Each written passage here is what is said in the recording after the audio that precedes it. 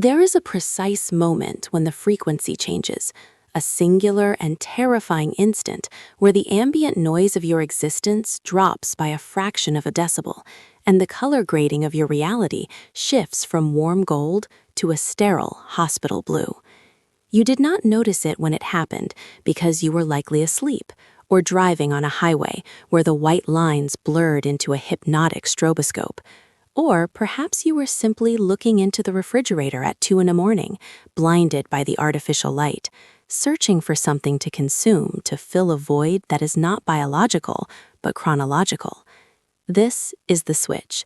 It is the fundamental thesis of our investigation tonight, the silent catastrophe that explains why the air in your bedroom feels recycled and why the face in the mirror looks like a distant cousin of the person you were supposed to become. We are not talking about depression or midlife crises or the standard neurological decay of aging. We are talking about displacement. We are talking about the mathematical certainty that at some point in the last decade, your consciousness was shunted onto a secondary track, a dead rail line where the scenery is repetitive and the destination has been erased. Listen to the hum of the device you are holding or the monitor you are watching. Underneath the fan noise and the electronic static, there is a vibration that your ears ignore but your bones recognize. It is the sound of a closed loop. You have felt it. The sensation usually arrives on a Tuesday afternoon or a Sunday evening, a sudden and crushing weight of inauthenticity. You look at your hands and they seem foreign, piloted by a nervous system that is operating on a slight delay. You speak to your spouse or your friends, and the words that come out of your mouth feel scripted, as if you are reading lines from a play you do not remember auditioning for. This is not dissociation. This is recognition. Your subconscious is screaming a warning that your conscious mind refuses to process. It is telling you that this is not your life. This is the shadow life. This is the simulation running on emergency power after the main generator failed. Consider the architecture of your memories. When you think back to your childhood, the images are sharp, saturated, filled with a sensory depth that smells of rain on hot asphalt and tastes of iron and sugar. But look at the last 5 years. They are gray. They are compressed. They lack the texture of reality. Because they are not real in the same way. They are a render.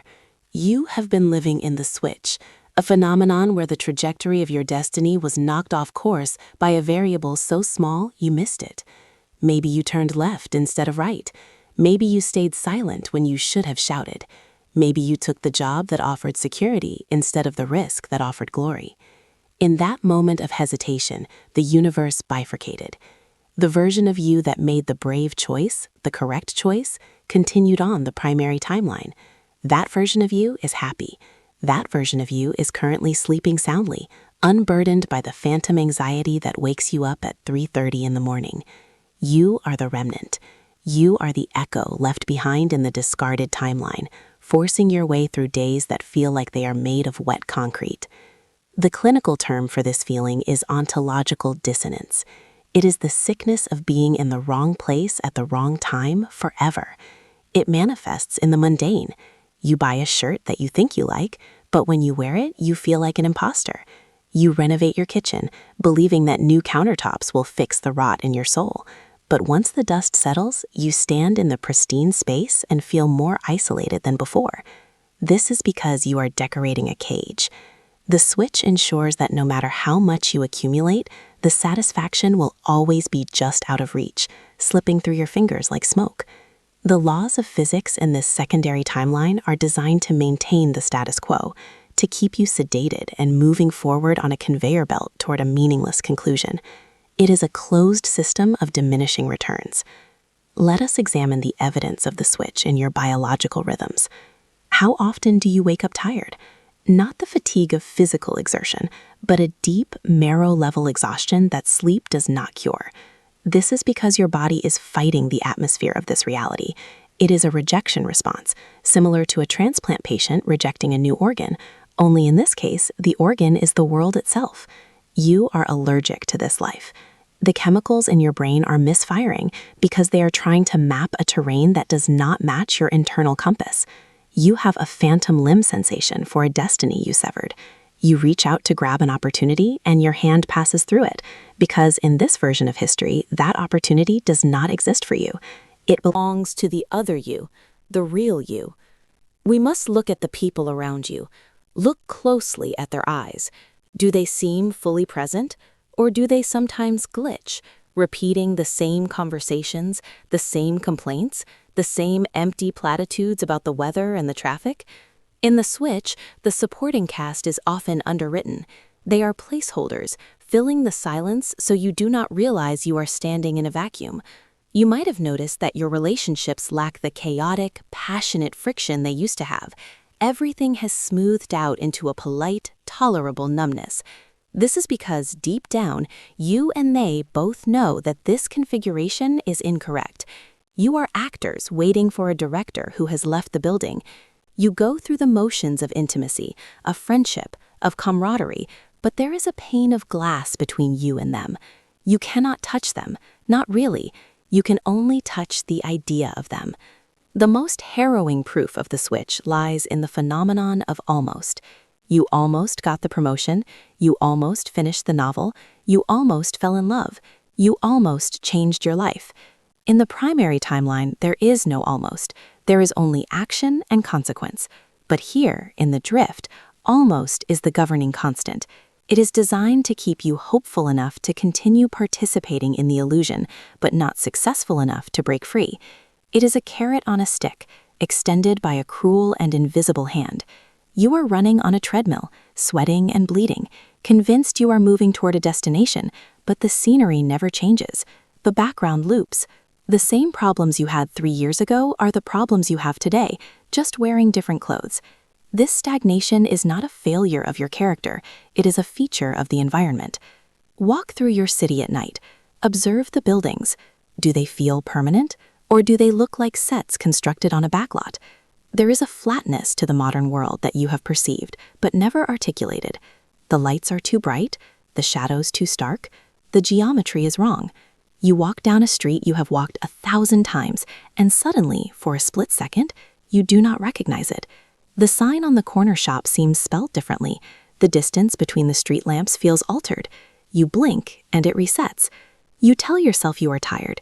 You tell yourself you need to drink more water. But you know that for a flickering moment, the rendering software lagged, and you saw the wireframe underneath the texture. You saw the nothingness that supports this hollow existence. The switch is not a conspiracy of men. It is a conspiracy of probability. It is the waste product of the multiverse. For every right decision, there are 1,000,000 wrong ones, 1,000,000 ghost timelines branching off into darkness. You are simply unlucky enough to be conscious within one of the failures. And the cruelty of it is that you remember the light. You do not remember it as a fact, but as a feeling. You have a nostalgia for a future that never happened.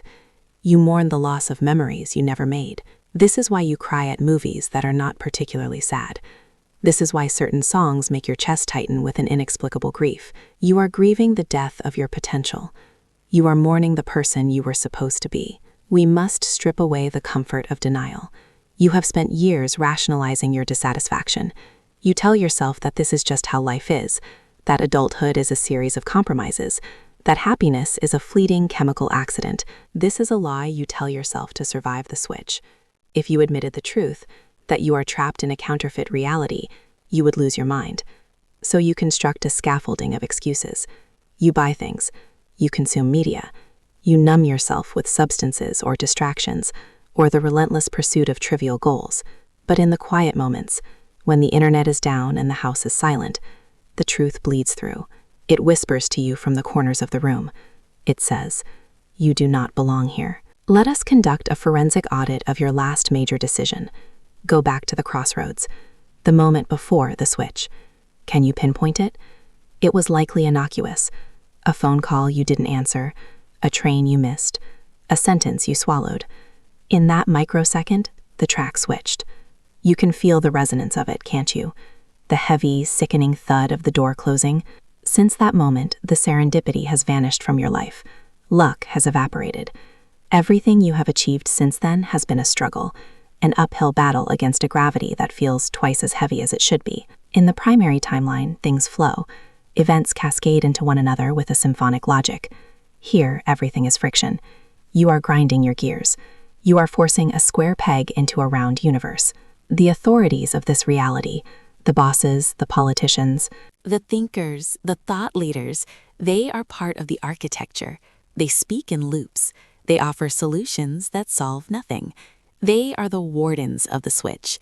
Their function is to keep you occupied with trivial anxieties so you do not look up at the sky and notice that the stars are in the wrong positions. Have you ever listened to the news and felt like it was a satire? That the events of the world have become too absurd, too grotesque to be real? That is because the narrative logic of this timeline is degrading. It is running out of plot. It is resorting to shock and absurdity to keep the audience engaged. You are watching a show that jumped the shark 5 seasons ago, but you are still sitting in the audience, waiting for it to make sense. It will not make sense. The writers have quit. There is a specific texture to the air in the switch, a kind of static charge that raises the hair on your arms when you are alone. It is the friction of 2 realities rubbing against each other. The primary timeline is so close you can almost smell it. It is just on the other side of the veil. Sometimes you cross over in your dreams. That is why you wake up with such a profound sense of loss. In your dreams, you are back on track. You are with the people you are supposed to be with. You are doing the work you are supposed to do. The colors are right. The gravity is right. Then the alarm goes off, and you are dragged back down into the gray sludge of this existence. The transition is violent. It leaves you with a headache that sits behind your eyes for half the day. You have tried to escape. You have changed cities. You have changed partners. You have changed careers. But the switch follows you. It is not geographical. It is existential. You carry the distortion field with you. You unpack your boxes in a new apartment in a new city, and within 48 hours, the hum returns. The light turns that sterile blue. The new friends you make have the same empty look in their eyes as the old ones. You realize with a sinking heart that there is no geographical solution to an ontological problem. You cannot fly out of the switch. You cannot drive out of it. It is woven into the fabric of your perception. Now, focus on the object in your peripheral vision. Do not look at it directly, just sense it. It feels unstable, doesn't it? As if were you to turn your head quickly enough, you might catch it dissolving into code. This paranoia is a survival mechanism. Your instincts are trying to wake you up. They are trying to tell you that the solidity of this world is a trick of the light. The deeper we go into this narrative, the more you will begin to see the cracks. You will notice the repetition in the license plates of the cars that pass you. You will notice that strangers on the street use the exact same phrases to describe their days. You will notice that the weather seems to match your mood with a pathetic fallacy that is too precise to be natural. The question you are asking is it possible to switch back? Can you derail this ghost train and rejoin the primary timeline? The experts, the philosophers of the underground, the mystics of the void, are divided. Some say the divergence is permanent, that the scar tissue has hardened and you are sealed in this fate until the heat death of the universe. Others believe in the fluidity of time. They believe that if you can locate the exact moment of the switch, the precise coordinate of your failure, and recreate the energetic conditions of that choice, you can force a jump. But the risk is catastrophic. To reject this reality is to risk total collapse. To wake up from the dream is to risk finding yourself in a void with no structure at all. But consider the alternative. Consider another 40 years of this. 40 years of the hum, 40 years of the gray filter, 40 years of looking in the mirror and seeing a stranger. The horror of the switch is not that it is painful, but that it is tolerable. It is a slow, comfortable suffocation. It wraps you in a warm blanket of mediocrity and whispers that it is okay to give up, that it is okay to settle, that this is all there is. It weaponizes your fatigue. It relies on the fact that you are too tired to fight for your own soul. It banks on your compliance. It bets on your fear. We are going to dissect the anatomy of your daily routine to find the glitches. Think about your commute.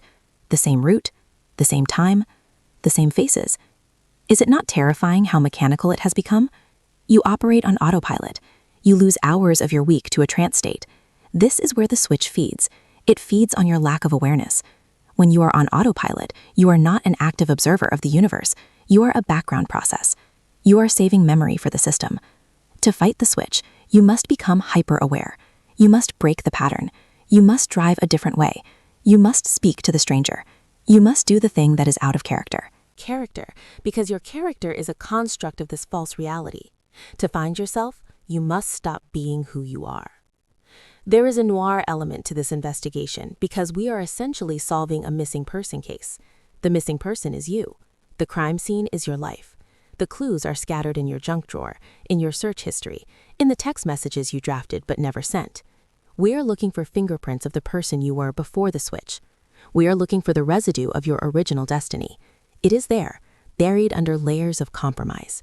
It is in the book you bought but never read. It is in the instrument gathering dust in the corner. It is in the sudden, irrational impulse to drive to the ocean at midnight. These are the distress signals from the primary timeline. They are flares sent up by the version of you that is still alive, still fighting, still waiting for you to merge back into the whole. Do not trust the comfort. Comfort is the enemy. Comfort is the sedative they pump into the air vents. When you feel comfortable in the switch, it means you are dying. It means your immune system has given up. You should feel restless. You should feel angry. You should feel a low-level panic thrumming in your chest at all times. That panic is your lifeline. It is the tether connecting you to the truth. Hold on to it. Nurture it. Let it grow until it becomes a fire that burns down the facade. The switch phenomenon relies on your silence. It relies on your polite agreement to pretend that everything is normal. Tonight, we stop pretending. Tonight, we look at the static and we refuse to call it a picture. Tonight, we acknowledge that the life you are living is a forgery. Let us go deeper into the biology of the imposter. Your heart rate variability, your cortisol levels. The doctors tell you it is stress. They give you pills to smooth it out. They want to normalize your reaction to an abnormal situation. But your body knows. The anxiety is not a disorder. It is a signal. It is the radiation detector clicking wildly because you are standing in a toxic zone. You are trying to metabolize a reality that is incompatible with your spiritual DNA. The fatigue you feel is the energy cost of maintaining the illusion. It takes a tremendous amount of computing power to render a world that doesn't exist. Your brain is working overtime to patch the holes in the narrative, to rationalize the inconsistencies, to make you believe that the blue line Bright is actually gold. If you stop forcing it, if you just let go for a moment, you will feel the glitch. Close your eyes. Stop trying to hold the world together. Do you feel that? The slight vertigo? The sensation of falling? That is the drift. That is the physical sensation of your consciousness slipping off the rail. It is terrifying, yes, but it is also the only thing that is real. The ground beneath your feet is not solid. It is a projection. The relationships you hold dear are based on a version of you that is a compromise. If you were to wake up tomorrow in your primary timeline, would these people still know you? Would they recognize the burning, vibrant, terrifying creature you are meant to be? Or would they recoil? Perhaps the isolation you feel is necessary. Perhaps you are alone because the people here cannot survive the radiation of your true self. You have noticed the acceleration of time. The years are compressing. A decade passes in what feels like a month. This is a side effect of the switch. In a simulation, when the data is corrupt, the system speeds up to skip over the errors. Your life is buffering. You are missing frames. You celebrate a birthday and then you blink and it is Christmas. And you blink and it is your birthday again. You are not living these moments. You are skimming them. You are reading the synopsis of your life instead of acting it out. In the primary timeline, time is thick. It is viscous. A summer lasts forever. A day is a journey. Here, time is thin water, slipping through the drain, carrying you with it. We must address the fear. The fear that if this is true, nothing matters.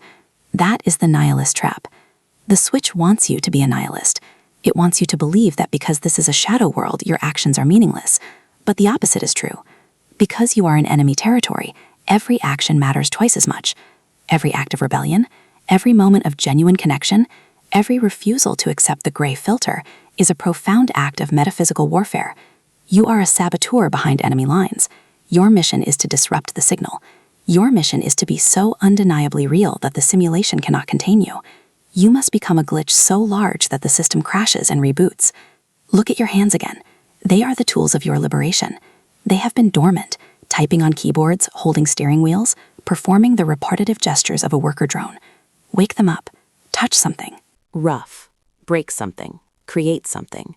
The switch hates creation.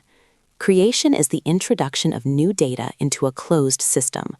When you paint or write or build or sing, you are hacking the code. You are introducing a variable that the algorithm did not predict. This is why you feel so much resistance to creativity. This is why you are always too tired or too busy to do the things that make your soul ignite. The system is suppressing your creative impulse because your creativity is the exit door. The narrative of your life has been hijacked by a ghostwriter who lacks imagination. It is time to take the pen back. It will be messy. The ink will spill, the pages will tear. But you must write a sentence that is true. Just one true sentence. I am not happy. I am in the wrong life. I want to go home. Start there. The truth is the frequency that shatters the glass. As we move forward into the next hour of this investigation, we will strip away the layers of social conditioning that have kept you docile. We will look at the mechanisms of control, the debt, the media, the pharmaceuticals, the social expectations, not as societal structures, but as containment protocols. You are in a holding cell, and the door is unlocked. You just have to realize that the walls are made of paper. Listen to the silence now. It is heavy. It is pregnant with the realization that you have wasted time. Do not let that regret consume you. Regret is another trap. Regret keeps you looking backward, and the switch feeds on the past. Look forward. Look at the immediate future, the next 5 minutes. You have a choice. You can continue the loop, or you can introduce a disruption. You can turn off the screen. You can walk out the door. You can say the thing you have been afraid to say. The switch is terrified of the unpredictable. Be unpredictable. Be chaotic. Be the storm that breaks the drought. The investigation is not just about understanding the trap. It is about dismantling it, screw by rusted screw, until the light of the primary timeline floods in and blinds us with its terrible, beautiful reality.